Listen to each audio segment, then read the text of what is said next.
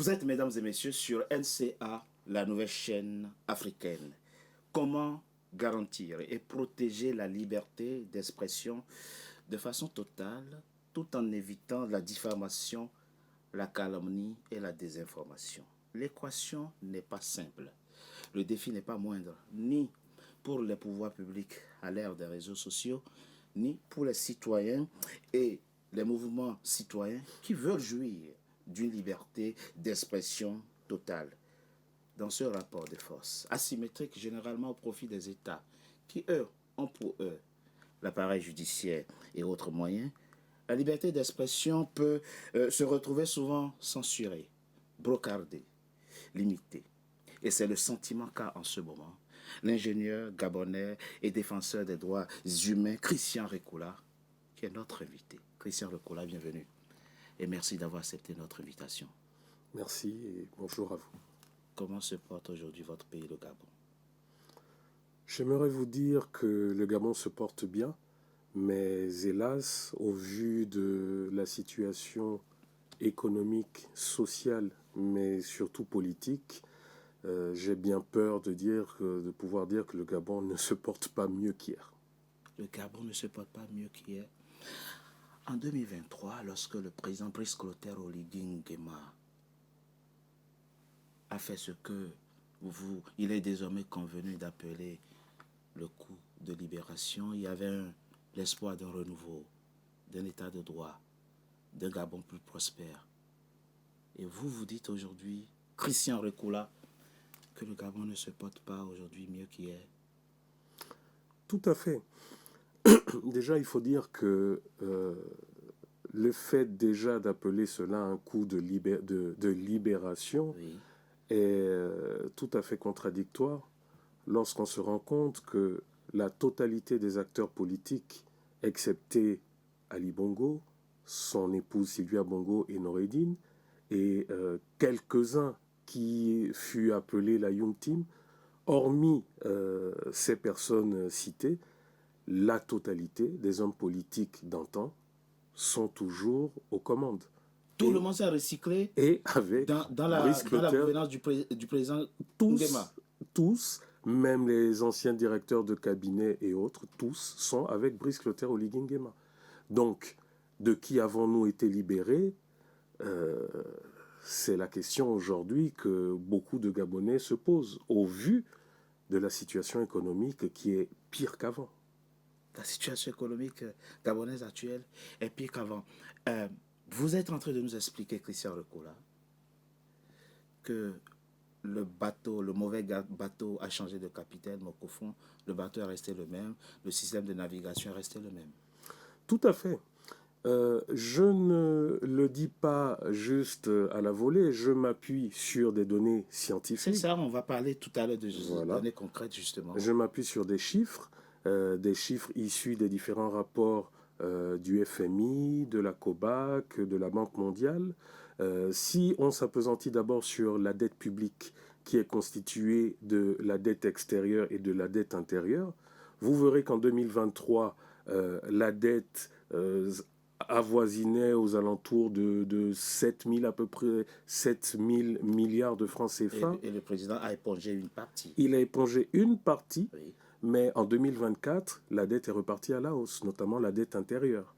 Aujourd'hui, à l'heure où nous parlons, la dette intérieure qui, en 2023, était tournée aux alentours de 2 000 milliards, aujourd'hui se retrouve aux alentours de 4 000 milliards. Il faut construire des infrastructures. Il faut donner de l'espoir aux Gabonais. Il faut investir pour ça. On peut comprendre qu'il a eu besoin de s'endetter. La dette en soi n'est pas un problème. C'est ce qu'on en fait qui est le problème. Le Gabon n'est pas en reconstruction en ce moment. Ben justement, aujourd'hui, on a l'impression que le pouvoir actuel n'a pas tiré les leçons du pouvoir précédent. C'est exactement cette justification que Ali Bongo, en son temps, utilisait pour pouvoir contracter énormément d'argent.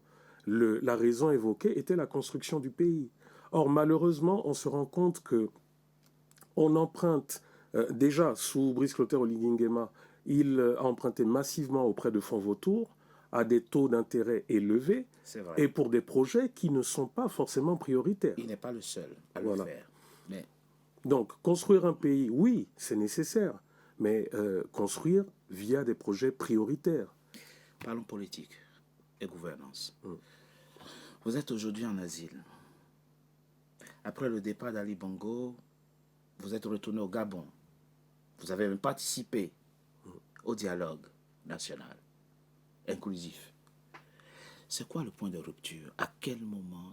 Qu'est-ce qui a provoqué votre départ à nouveau du Gabon pour que vous vous retrouviez aujourd'hui À nouveau. en asile? Mais la chose, elle est simple. C'est que déjà, des garanties concernant ma sécurité m'avaient été données. J'étais parti pour voir comment réimplanter, me réinstaller. J'ai eu à discuter, avoir un tête-à-tête avec Brice Clotaire Oligui Nguema pendant plus d'1 heure. Il m'a personnellement demandé de participer au dialogue national inclusif. Ce que vous avez fait? Ce que j'ai fait dans la commission justice, vérité, justice, droit. Oui. Et malheureusement, dans ma commission, qui était l'une des plus importantes, toutes les conclusions qui avaient été pourtant validées de façon démocratique, hein, ça il faut que je reconnaisse, n'ont pas été présentées. C'est plutôt d'autres éléments qui l'ont été. Et à partir de là, il s'est également passé des événements, du moins démocratiques, hein, des dérives lorsque j'étais au Gabon que j'ai relevées. Et le sentiment, ou du moins les actions qui ont découlé de ça, ben ça a été les comportements d'antan où voilà, le pouvoir protégeait ce qu'il ne fallait pas. Pour vous donner un exemple concret, ça a été par exemple l'explosion au niveau d'une des plateformes du pétrolier Perenco. Oui. Ce sont des choses que j'avais révélées, dont nous avions mis en garde. Malheureusement, ce drame est arrivé. Et plutôt que de jouer la carte de la clarté, de la transparence, ça a été à nouveau la carte de l'omerta. Un procureur à l'époque a essayé de faire son travail, mais la machine politique est tombée dessus. Aujourd'hui où je vous parle, il a été muté. Il a été muté et cette affaire... Je retiens 3 choses de ce que vous dites. Christian Rikoula, vous nous dites être déçu de ce que les résolutions qui paraissaient essentielles à vos yeux à l'occasion du dialogue national n'ont pas été prises en compte. C'est vrai qu'il y en a eu plus de 36 000 propositions, on ne pouvait pas prendre toutes, mais vous avez le sentiment qu'il y en avait qui vous paraissaient essentielles. Non, celles qui avaient été validées en fait. Après plus d'1 mois, voilà, qui avaient été validées en commission. Mais bon, qu'à cela ne tienne. Qu'à cela ne tienne. Deuxième chose, vous dites, la praxis politique et le rapport au pouvoir n'ont pas du tout changé. Pas du tout. Les mêmes violations continuaient sous le président Brice Clotaire Oligui Nguema que sous le président Ali Bongo. Hier, nous avions des arrestations arbitraires. Aujourd'hui, nous continuons d'avoir des arrestations arbitraires. Hier, nous avions des actes de torture. Aujourd'hui, nous en avons. On torture aujourd'hui des Gabonais sous le président Brice Clotaire Oligui Nguema. Sous le président Brice Clotaire Oligui Nguema. Vous avez des exemples de cas? Oui, vous avez par exemple le petit frère d'un activiste, d'un lanceur d'alerte de longue date, qui d'ailleurs fut un intime de Brice Clotaire Oligui Nguema, qui a été kidnappé et torturé pendant plus d'1 semaine pour la simple raison qu'il était le petit frère de Thibaut Adjatis. Bon. Comme vous le savez, je ne peux pas m'avancer et affirmer des propos comme ça. C'est des propos qu'il a révélés de façon publique en présence de son avocat et même au cours d'un procès public au Gabon. Et la situation est telle que vous ne pouviez plus rester au Gabon. Vous avez dû partir, vous êtes aujourd'hui en exil. Mais dès lors que j'ai rendu public la supercherie concernant le rapport du dialogue national, dans les jours qui ont suivi, ça a été des appels de la Direction générale de recherche, de renseignement, ça a été des intimidations au téléphone, comme par le passé, et j'ai compris que je ne pouvais plus repartir. D'autant plus que dans la dénonciation que je pratique, j'ai eu à rendre public des documents assez confidentiels qui ont mis en exergue des détournements massifs sous l'ancien régime et sous le régime actuel. Il y a aujourd'hui des détournements au Gabon. Mais bien sûr. Bon, c'est vrai qu'un ministre a été mis en cause. Tout à fait. Mis en cause récemment, ça ce n'est plus un secret pour personne. Et vous dites Christian Recoula, que vous, comme ceux qui font comme vous, c'est-à-dire des activistes qui dénoncent des choses, vous subissez aujourd'hui une forme de harcèlement? Mais nous subissons une forme de harcèlement de plusieurs ordres, de harcèlement physique, hein, parce qu'il y a des personnes qui partent du Gabon pour savoir où nous habitons physiquement. Il y en a qui partent pour nous intimider, nous déposer des plaintes, hein, porter plainte contre nous, nous intimider à travers les réseaux sociaux. Nous subissons ce harcèlement également par des cyberattaques. Nous sommes quasiment hebdomadairement, pour ne pas dire quotidiennement, victimes de cyberattaques. Ça se manifeste comment concrètement? Ça se manifeste par la violation de nos comptes. Vos comptes sont piratés? Nos comptes sont souvent piratés, ou alors, comment dire, piratés de plusieurs sortes, hein, c'est-à-dire signalés comme étant des comptes terroristes, signalés massivement, ou alors comment dire, ils utilisent des parades pour usurper notre identité. C'est-à-dire que moi, par exemple, si vous prenez tous mes comptes sur les réseaux sociaux, mes comptes, c'est bien Recoula Bernard Christian, ben, vous avez comme ça des personnes qui arrivent à contourner, je ne sais pas comment, mais souvent les comptes sont fermés parce que j'aurais usurpé ma propre identité. Et vous voyez qui derrière? Ben, c'est simple, d'ailleurs, il ne s'en cache pas, le pouvoir actuel. Vous avez des personnes proches de Brice Clotaire Oligui Nguema qui sont dans des arcades décisionnelles, notamment informatiques, du milieu informatique, qui n'ont pas hésité à faire des vidéos pour nous dire clairement que durant tout le mandat de Brice Clotaire Oligui Nguema, leur travail, leur tâche sera de nous faire disparaître des réseaux sociaux. Parce qu'ils ont compris que c'est notre arme ultime. C'est notre moyen de communiquer avec le peuple. Et le peuple nous suit massivement. C'est quoi votre souhait aujourd'hui? Que voulez-vous? Que souhaitez-vous? C'est quoi le sens de votre combat? Ben, mon souhait déjà, c'est que le Gabon devienne un pays véritablement démocratique. Mon souhait est qu'il y ait la liberté d'expression. Vous ne pouvez pas avoir un seul pays au monde qui parle d'une voix. Même dans les pays dits démocratiques, où il y a des élections qui ne souffrent d'aucune irrégularité, où vous avez un président de la République élu, mais vraiment comme il le faut, vous aurez toujours de l'opposition. Vous avez toujours des voix dissonantes que celles du pouvoir en place. Donc nous voudrions qu'au Gabon, qu'il y ait cette application du droit, cette application des libertés fondamentales. Et pour le moment, il n'y en a toujours pas. Là, ça fait même pas 48 heures que vous avez 2 syndicalistes qui viennent d'être sortis de prison après plus de 5 jours, pour la simple et bonne raison qu'ils ont tout simplement usé de leur droit à faire grève, droit garanti par la Constitution gabonaise. Et le chef d'inculpation, ça a été atteinte à l'honorabilité de l'État. Atteinte à l'honorabilité de l'État. C'est une incrimination qui existe dans le code pénal gabonais.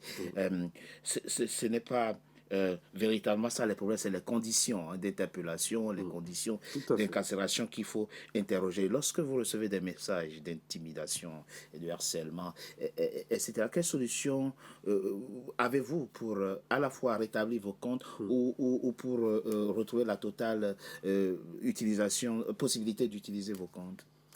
Déjà, à notre niveau, c'est changer régulièrement nos différents mots de passe. Ensuite, se rapprocher auprès des autorités, parce que c'est vrai française, parce que nous sommes, à ce point-là, quoi qu'il en soit, nous sommes protégés par le droit, par la loi française, et comme je vous le dis, ça reste de la cybercriminalité. Donc, pour nous protéger, nous allons auprès des autorités françaises déposer des plaintes, parce que vous voyez, c'est ce qu'il y a de dangereux lorsque vous ouvrez votre compte et que Facebook ou TikTok ou tout autre réseau social vous informe que vous avez usurpé votre identité. Votre propre identité. Votre propre identité. Qu'est-ce qui ne vous dit pas que demain, votre banque vous appellera pour dire, voilà, vous avez fait un retrait de tant de milliers, ou une autre banque puisse vous dire, bon, voilà, vous avez commis tel ou tel acte. Donc, la première action à faire pour se protéger, mais pour permettre également aux autorités judiciaires d'investiguer, c'est de déposer des plaintes. Et c'est ce que nous faisons régulièrement. Contre qui? Des plaintes contre X, mais en orientant ou du moins en donnant des pistes aux enquêteurs. Pour ma part, les fois où j'ai porté plainte, j'ai également déversé à cette plainte les vidéos de menaces, des vidéos de menaces ou des vidéos de ces personnes proches du pouvoir ou faisant partie du pouvoir, appelant clairement à, à de la cybercriminalité contre nous. Et si vous avez cherché à communiquer et à faire entendre les problèmes, les difficultés qui sont les vôtres, c'est parce que vous souhaitez que ça cesse Tout à fait. et que vous puissiez jouir de votre totale liberté d'expression. Tout à fait. Finissons cette émission par un point très important. Et Christian Recoula, vous êtes ingénieur, vous êtes un intellectuel. Mais vous comprenez la difficulté qu'il y a à notre époque. Je pense que c'est l'une des problématiques les plus compliquées, les plus complexes du siècle. La difficulté qu'il y a pour les États à la fois à protéger la liberté d'expression, mais en même temps à éviter qu'il n'y ait pas de la désinformation, de la diffamation. C'est quelque chose que vous comprenez. Oui, parce que étant moi-même du métier, j'ai conscience qu'on ne peut pas venir sur la place publique et faire des affirmations infondées ou des affirmations sans avoir recoupé et vérifié l'information, parce que non seulement on s'expose personnellement, mais les informations que nous donnons peuvent avoir des conséquences également à une échelle plus grande. Et c'est ce à quoi également je me bats, parce que vous savez, nous venons de milieux divers. Parmi nous, vous avez, comme vous l'avez dit, des ingénieurs, des médecins, vous avez...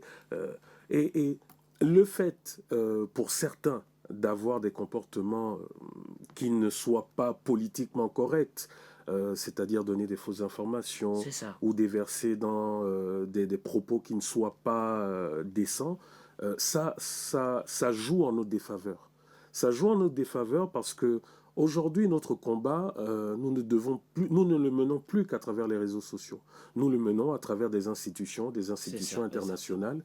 Et pour avoir de la crédibilité, il faudrait que nous soyons d'abord regroupés sous des plateformes, sous des associations et autres, mais il faudrait également que nous ayons il faudrait que nos interlocuteurs, puissent avoir une bonne opinion de nous.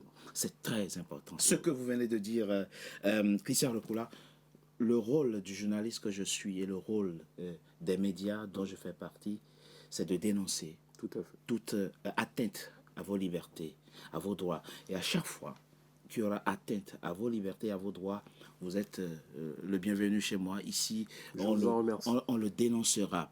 Cependant, et on va finir l'émission là-dessus, et vous venez de le dire, il est très, très important de se comporter de façon responsable. Tout à fait. J'ai suivi, il n'y a pas très longtemps, un Gabonais dit publiquement sur les réseaux sociaux que la première dame du Gabon a dans son environnement proche, dans son environnement immédiat, quelqu'un qui ordonne des crimes rituels au Gabon.